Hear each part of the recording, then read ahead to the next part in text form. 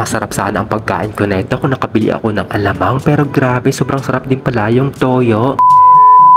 Hi guys, panibagong araw, panibagong mini vlog na naman tayo. Di ba naalala nyo, bumili ako kahapon ng mangga. Kaya for today's video, i-crave natin ngayong araw. Dahil inilagay ko nga pala ito sa loob ng rep, kaya kinuha ko na agad. Pero bago nga yan, ay hugasan muna natin yan. Kung kailan nakabili ako, ay wala naman akong alamang. Masarap sana talaga ay partner dito yung alamang, yung medyo nagmamantika at maraming sili. Wala kasi malapit na nagtitinda dito at doon sa store namin. Doon lang kasi mabibili yun sa Bata, doon sa Pinoy Supermarket.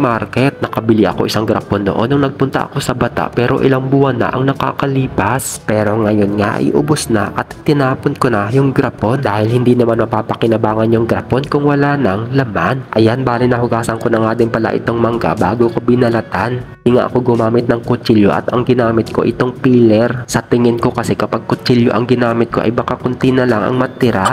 Kaya mas maganda kapag peeler para manipis ang pagbalat. Pero kung kutsilyo ang gagamitin nyo ay nakadepende na sa inyo yan. Basta ako peeler ang ginamit ko sa pagbalat. Pagpasensya nyo na nga din pala kung masyado mahaba yung oras sa pagbabalat ko dito sa mangga. Pero sana wag kayong maiinip sa panunood. 3 minutes lang din naman yung sasayangin yung oras, kaya tapusin nyo itong video. Bali natapos ko na nga din pala balatan, kaya hiniwa ko na dyan sa tagiliran dahil medyo malaki, kaya hahatiin ko pa ng konti. Ayan, dahil nahiwa ko na ng maliliit ay inilagay ko na nga dyan sa pinggan. Bali nakagawa na nga din pala ako ng sausawan, toyo at 2 pirasong sili para nga lang maibsan yung pag-crave ko dito sa mangga. Kaysa ikaw yung i-crave ko, baka magulat ka. Charot lang. At eto nga pala yung ginawa kong sausawan. Simple nga lang ito at hiniram ko muna saglit yung tuyuin mong jowa. Pasawsaw muna ako, dito pala sa toyo. Uy, wag kang magagalit, biro-biro lang yon. Ayan guys, tara samahan nyo ako at kumain tayo ng mangga. May bakanting upuan pa dito at pwedeng ka rin matulog. Ayan, kung nakikrave ka nga din pala ng mangga ay bumili ka.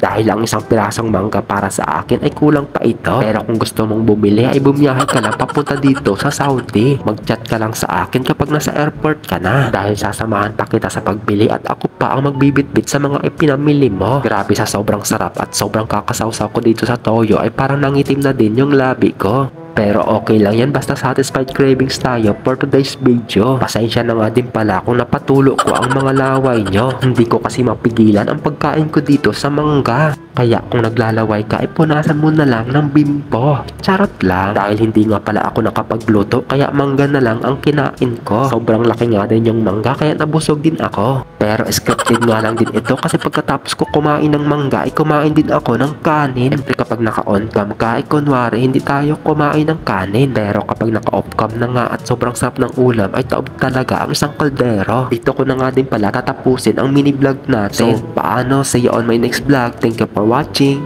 Bye-bye. God bless.